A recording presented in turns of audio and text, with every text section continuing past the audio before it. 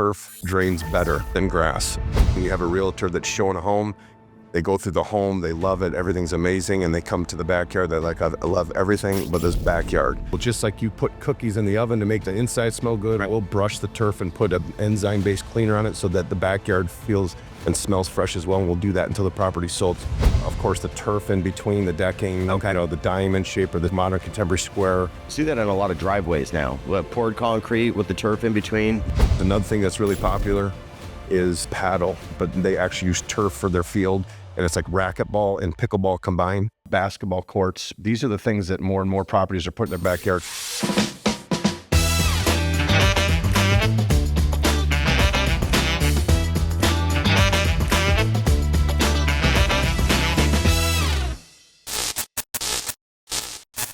Hello, RWorld. Welcome back to another episode of RWorld Talk.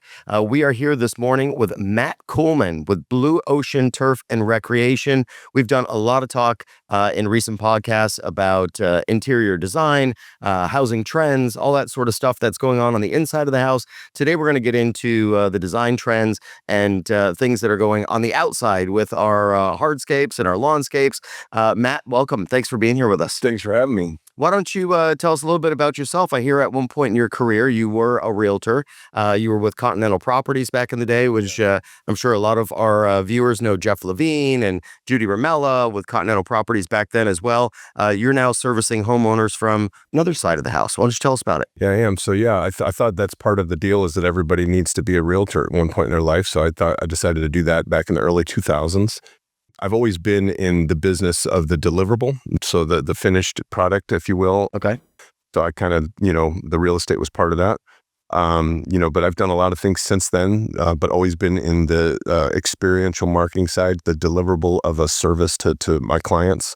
And I got into the turf business 2021. Okay. And I was actually a national account manager for a construction company. I was traveling the U.S. and I was having to be two people on an airplane with a mask, and it was getting kind of tiresome. Right. And I literally had just hired somebody to put turf in my backyard because I was done with the weeds and the mosh pit in my backyard and weed whacking my yard. And I got somebody to do my turf. And I thought they did a great job, but they left a seam right in the middle of the best part of my yard. And I was literally having my first cup of coffee, sitting out, watching my turf, looking at my turf. And my business partner called me and said, I think that we could do good in this turf business. I said, I was just thinking that. And so that's really how the company was started. And, we have worked since then to just try to deliver a high-end service and product and make sure that we're doing everything that the customer wants to do when they're making an investment to get turf in their yard. Okay. Well, I hear that you guys actually show up. For those of our listeners who have ever called a turf company before, a lot of them don't actually show up to the appointment. We were having a little chat off camera about how you really are treating your follow-up for your business the same way that a realtor would. If somebody's online looking for a house and you happen to get a lead, you better call them in the first 13 seconds. Yeah. And it seems like you follow that same mantra with your turf company. I think maybe that's something I might have learned in the real estate business years ago, but it's carried true to this day. And I have to tell you that I've had clients call me that just the simple victory of showing up, they're so happy that I even showed up for the appointment, and that has taken me back. So that's so sad. Yeah. So, but it is very important because when people are looking for something that we offer, they're on the internet, they're shopping, they want some answers now. So we make sure to call them back as fast as we possibly can, even if it's on a Sunday, just to let them know, hey, we got your inquiry. We'll call you on Monday. Enjoy the rest of your day, but we're serious about getting out and making sure we can help you out. Okay. So I guess the inspiration to start this business came from having a seam where you didn't want it in your own backyard, the same way that, it boggles my mind. I walk into a beautiful, brand new renovation of a home that's hit the market, and you walk into the kitchen, you see that the installer for that beautiful stone countertop had put a seam right in the middle where, like, why wouldn't you, have put that somewhere behind the sink, the faucet, something like that?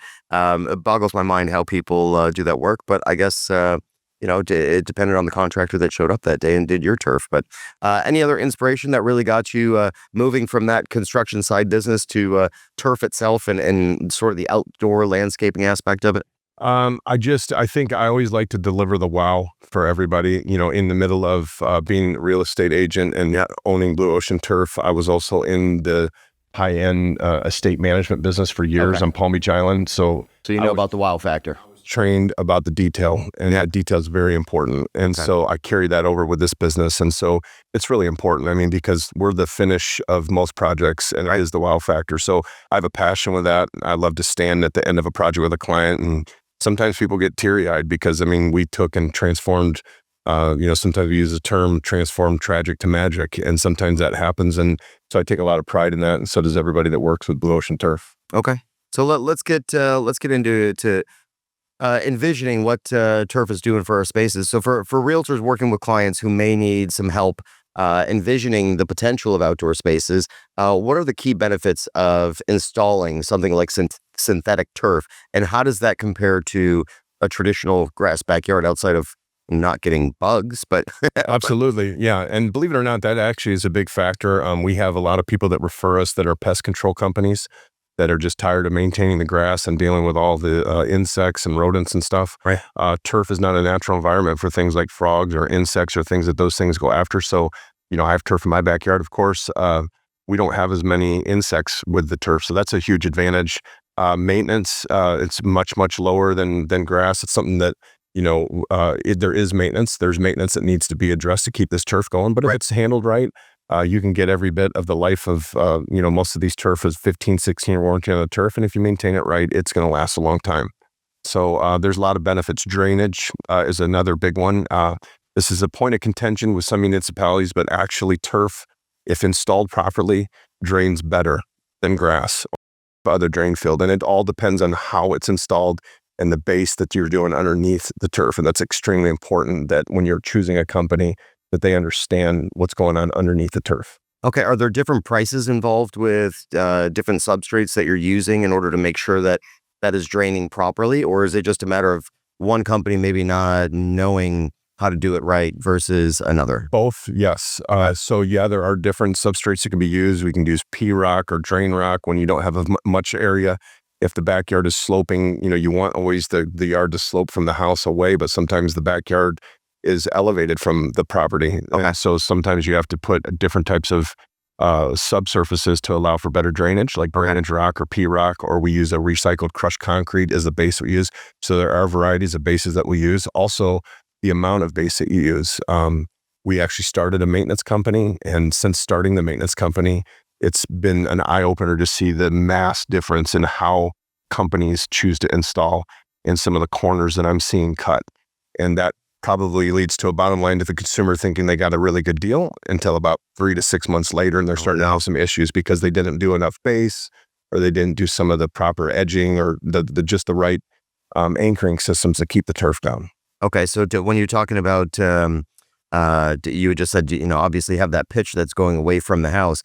What kinds of things can you do to counteract? So that way, if you do have a slight slope that's going towards the property, obviously you don't want flooding that's going to be sitting right off the slab, deteriorating your slab. So what is it that you could possibly do in order to get that water to go the other way, or at least absorb into the ground? Yeah, it's a great question. So one of the first things is just all in the prep of the actual area and making sure that you're removing enough of the sod and the existing dirt and base so that we have an area to work with to then build in the proper base to. Okay. And it's all about compacting and sloping and grading. It's very important. We can do things like adding extended drainage to an area. If we see that there's going to be some issues, we can do French drains, or we can, run drainage lines along the back end of the property that can feed.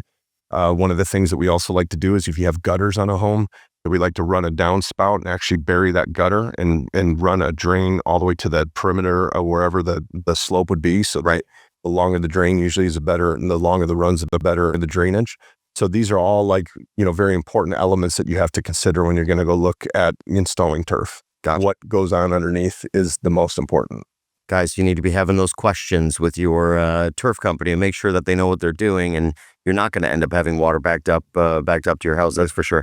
Are there different types of turf that people are putting down, or is it all sort of one product? This is what you get. I mean, are there different heights, different levels, different varieties, different qualities of turf, or is it all one? I brought just a couple examples I'll show, but there are many more than the two that I'm showing. But okay, the basic elements of turf, are there's 3 basic principles of turf, and one would be, and I don't know if the camera can see this, but the height of the turf. So that would be considered. It's called the pile height. Okay. So there's different styles, many different styles. Similar to carpet. Absolutely. Okay. So that's one element. The second element is what's called the face weight, which is the density of the turf. So how thick and how much material that they pack into it to have a face weight or an ounce weight. The higher the ounce weight, typically the better the turf. It's just more material put in it. The third factor is really aesthetics. What's green to you? What's real to you? And how does that accent with when you're especially doing new construction? Right. The color of the greens and how they match with the color of your decking of your backyard is important. Sometimes a rich forest green or olive green. Sometimes people like the bright, robust lime green. So short answer, there's a lot of different varieties of this, just like anything else that you're going to be picking out for your home.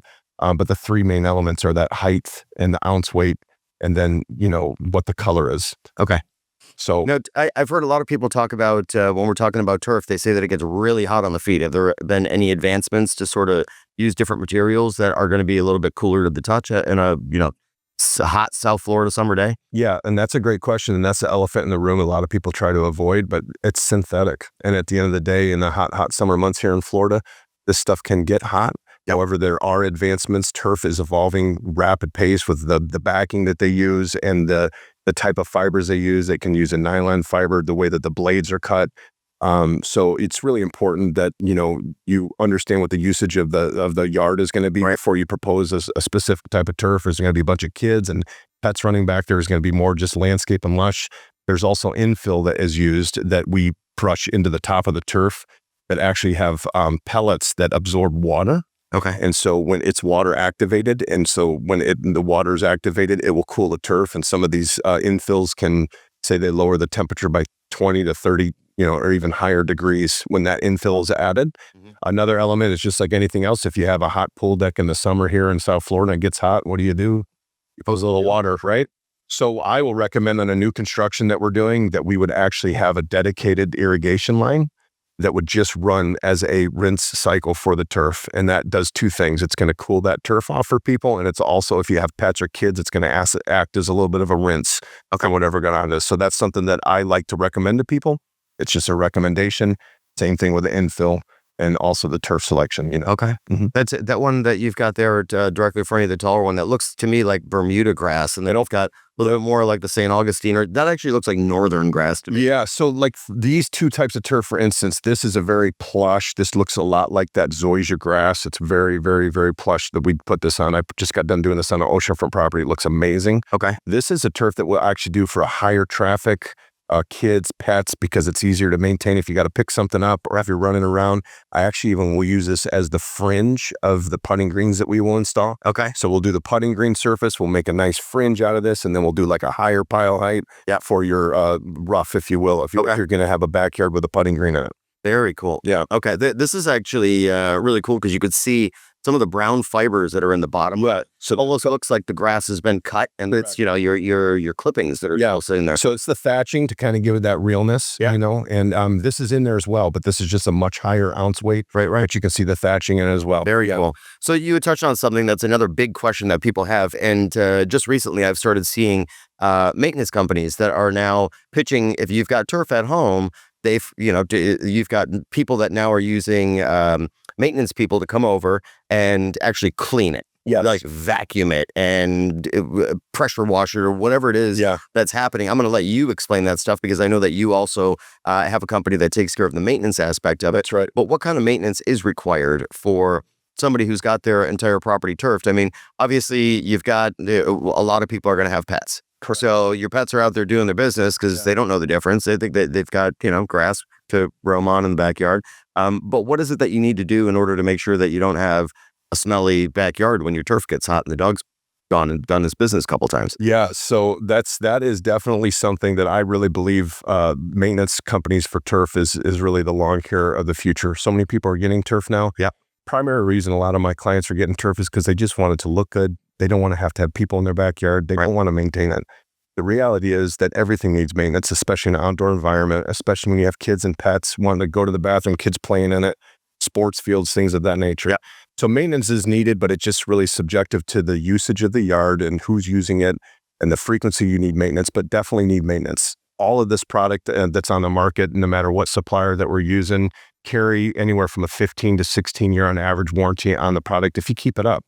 So keeping it up is doing things like you said, using a pressure cleaner. However, a pressure cleaner with a 4,000 PSI, and you see companies that are out there and you see them doing commercials where they're just blasting it, that can affect the integrity of the fiber and can void the warranty on the turf. So really be careful. Not to mention you're probably blowing too much water down into that substrate. Yeah, and you're blowing out the sand and everything. So there's a special PSI that you need to use when you're doing a pressure cleaner, but that's one of the elements. Another thing that we use is a turf brush. We have commercial turf brushes that we will use, but they're actually literally now turf. They almost look like a lawnmower, Right. And they've got a little vacuum, and they've now got a brush underneath it that will actually brush and pick up loose debris and actually will shoot that infill that we put in the top that's important to keep in right back down into the turf. That's good for a at home that wants to do it themselves.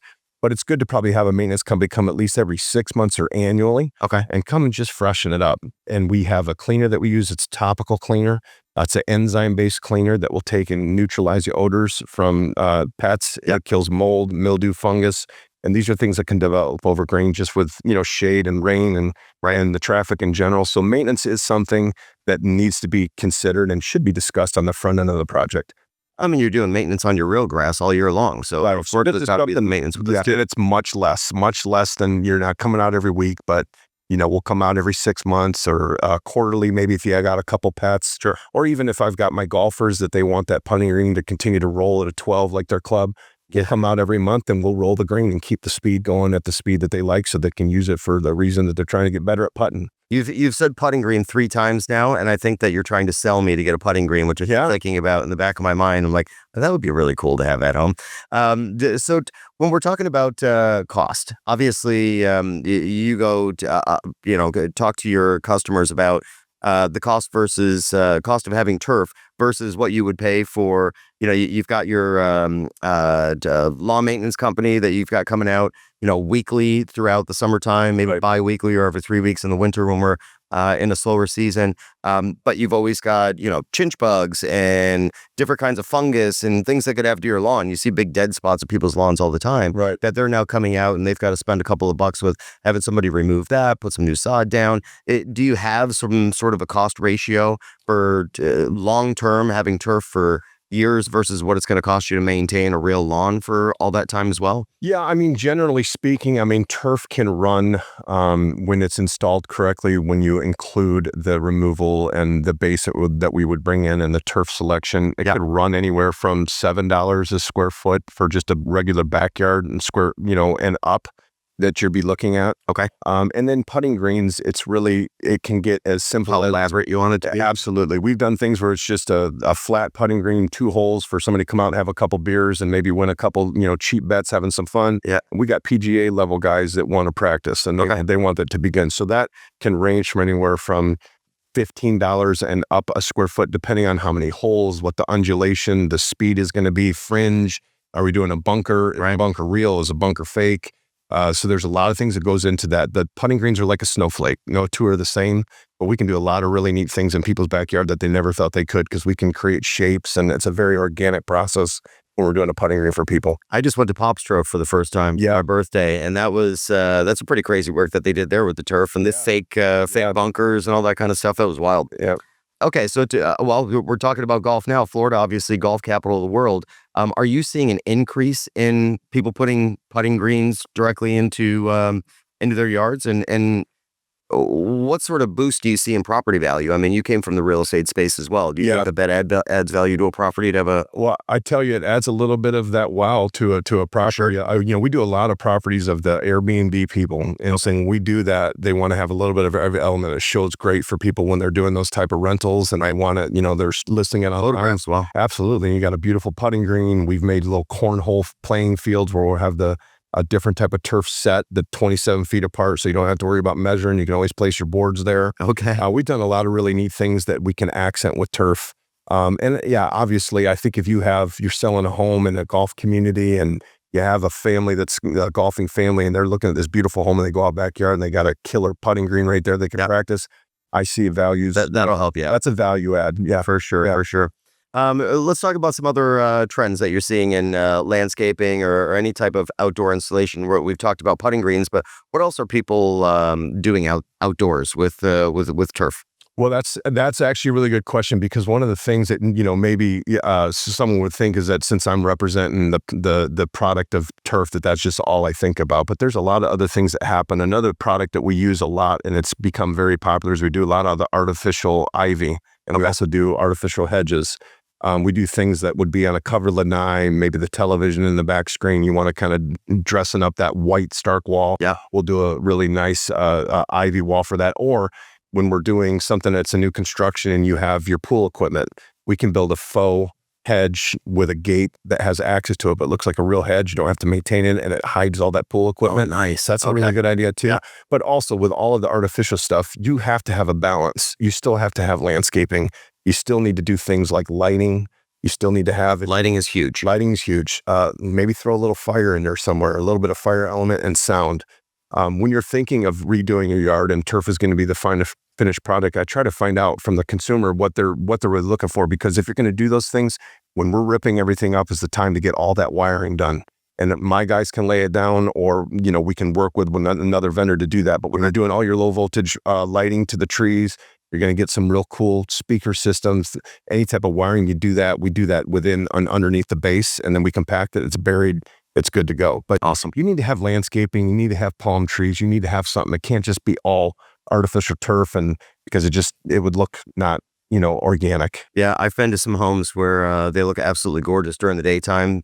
Most incredible landscaping. That they spent a couple tens of thousands of dollars on just the trees and the landscaping itself, but then they've got no lighting. Yep. Or they've got the sorry Home Depot, but you've got the little solar powered Home Depot lights. It's like, you're going to replace those every week. Why not just invest in lighting at one time? Build that into your budget, guys. If you've got a customer who's out there and they're about to redo their backyard, make sure that they're building lighting into the budget, because to go and spend all that money on landscaping and only be able to see it during the daytime makes absolutely no sense. Another thing, if I might be able to add, you're making me think of this, but when we're talking about the real estate market and bringing something additional to a potential buyer of a home, let's say, and you have a realtor that's showing a home, they go through the home, they love it, everything's amazing, and they come to the backyard, they're like, I love everything but this backyard. Yeah. So I mean, Why didn't you at least power wash the fence? Right, stuff like that. So, but that's really important. So something that we've begun doing on our maintenance side is when we have people listing properties, we will actually schedule a service right before any type of showings. And we will, just like you put cookies in the oven to make the inside smell good, Right. we'll brush the turf and put an enzyme-based cleaner on it so that the backyard feels and smells fresh as well. And we'll do that until the property's sold. So we have multiple homeowners and realtors that use us for that, and we'll come in, so we help the backyard shine. Very good to know. Mhm. I bet you that's something that not a lot of people have thought about. Yeah. And you guys might have even had feedback from a broker's open house or your open house weekend where somebody had said that, you got a stinky backyard, but it looks gorgeous. So that's something that I don't think many people would have even realized was an option. Yeah. They might just be out there trying to hose it down, and all you're doing is making the smell worse until you actually get a cleaner on it. Correct. Yeah. Wow. Okay. Let's talk about your blue ocean turf and recreations, and you just touched on a couple things that weren't just turf related. We've talked about ivy. We've talked about different materials. What kind of materials or designs are you recommending now for? You're trying to create some sort of beautiful, versatile outdoor space, Right. something that's going to be a little bit creative. So as far as like outdoor decking is concerned, Yeah. what kinds of materials are? Well, you see more and more of the designs with the pool, and we'll do things where we'll do, of course, the turf in between the decking, the diamond shape or the modern contemporary square. See that on a lot of driveways now. Poured concrete with the turf in between. Yeah. So we're actually working with a community, Panther National. And we're actually offering turf to the homeowners there as pre-construction, and they can get the upgraded driveway, for example, with the turf in between the pavers. They can get the upgraded backyard. That's bougie. Yeah. Super excited about getting that started. So that's going to be a really good one for us. But when you talk about other solutions, another thing that's really popular and is pickleball. Is paddle, which is I don't know if you've seen that sport, but they actually use turf for their field, and it's like racquetball and pickleball combined. Basketball courts. These are the things that more and more properties are putting in their backyard. So we are also an installer of those type of decking.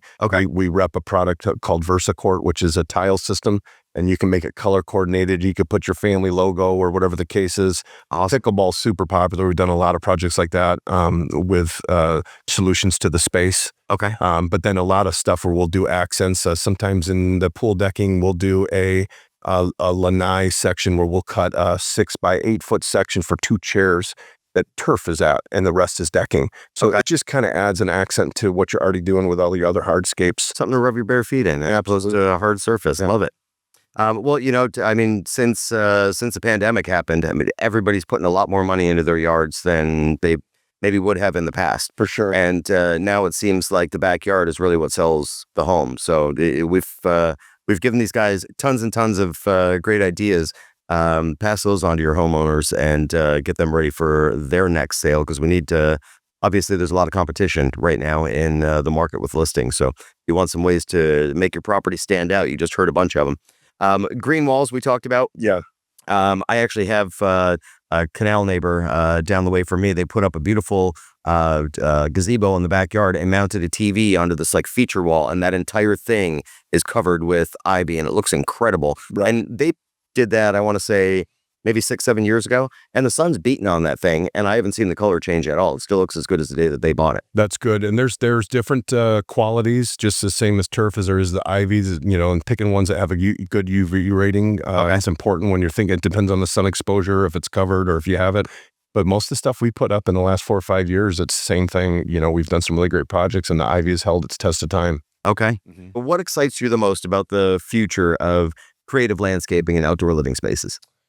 I just think that, for the industry that I'm in, that it's become mainstream. I think it's now a consideration. I liken it to the back in the day when it was a real big decision if you were going to get your pool done and go from the brick pavers to travertine, right? That was like, well, I don't know, that's a major upgrade. And now I don't think anybody does brick pavers anymore. They're doing granite, marble, or travertine. It's like almost like the entry level. Well, this is what's happened with turf now. If you're going to redo your home, if you're going to sell your home or buy your home, grass is now becoming like, why have that when you have stuff that's looking so real these days that carries the test of time, lowers your maintenance. It's a more of an investment on the front end, but you are going to get your ROI and your enjoyment off of the turf over a period of time. So I really think I'm excited about the fact that this has become mainstream in projects. A goal that I would like to have is to be able to talk to more builders such as Panther National, because I really think there's a benefit when you're doing these plan unit developments, you're building 500 homes. You should have the turf in your design center and have that as an upgrade. And my homeowners are going to get to that point anyways. May as well let them think about that in the front end of the budget, so I'm not pinched out at the very end. Yeah, right. Yeah. So just touching on that, we're talking about the future of landscaping, future of outdoor spaces. Let's talk about the future of what you're seeing in these municipalities, because I am hearing from a few municipalities down in Broward County, at least, that they are sort of in a battle with homeowners and turf. We touched on this briefly in the beginning about those different laments that you could put underneath that turf in order to allow for drainage. Is there any working with these municipalities, or what have you seen recently? I mean, is it something where during the permitting process you say, hey, we're going to add an extra 2 inches of this pea pebble in order to allow that drainage to happen in order to get the permit? Or are they just blocking you and saying, we're not allowing this? I think if you're up front with it and you have the engineers on board, municipalities on board, and you face those issues on the front end and you're willing to work and provide the information. We're working on a project right now in West Palm Beach where the home is in a flood zone. Okay. We've had to make several amendments to the overall, deliverable of the turf. And we found a solution, and it all boils down to what you just said, that we're using the proper base, we're using the proper slope and grading. So there are solutions. My challenge, I think right now that is with municipalities is that currently turf in a lot of municipalities is listed as a hardscape, meaning non-permeable. Right? And then you have those percentage factors of how much permeable versus non-permeable. However, I tend to completely disagree that this is a non-permeable surface. And I know that from experience that if this is installed with the proper subbase, this will drain better than any sod or drain fill or anything else that you can provide to a project. So my hope is that there is open discussion with the municipalities that we can discuss, like, if this is installed with these requirements, then we can allow this turf to be classified maybe as a permeable surface as it really is. Okay. But right now it's classified. I know they have to pick their place to put it in for permitting, and I appreciate that. Hopefully we can have open discussion with these municipalities and help to educate. And that's what I was here for today too, is just to really educate people and let them know the benefits of turf. That was the hardest question that I had for you today. Oh, that's great. That's great. Yeah, it's a good question. We're going to wrap this one up. We're going to let you get back to putting some more beautiful turf in. But we ask all of our guests this question. Why don't you tell us about a little hidden gem in Florida that you'd like to share with our listeners, whether it's a local dive bar, beach spot, park, restaurant, whatever it is that you love about living in South Florida? Well, I tell you what, there's so many awesome little spots to go to. And I don't know, I'm sure that maybe somebody said this before, but I live out in the Royal Palm Beach area. Okay. And our local go-to that's been the staple for such a long time is the Brass Ring. Nobody said the Brass Ring yet. Are you Tell us kidding? about it. No, I just love it. They got good wings, good burger, great environment. Royal Palm Beach, the Brass Ring. It's a great run restaurant, and it's just a good, simple but really always good meal at the Brass Ring. Cold beer, good wings, good burgers, and great environment. sounds like a good place to check out. Well, you guys heard it right there. If you have any questions in regards to turf, outdoor, landscaping, anything to jazz up your backyard, give Matt Coolman a call. He can help you out, point you in the right direction, and make sure that you're getting this stuff done right. And if you've already got the turf, you need some maintenance, Matt's the guy to call. He knows what's going on. So with that being said, we will see you guys right back here next Friday, 8 a.m. on RWorld Talk.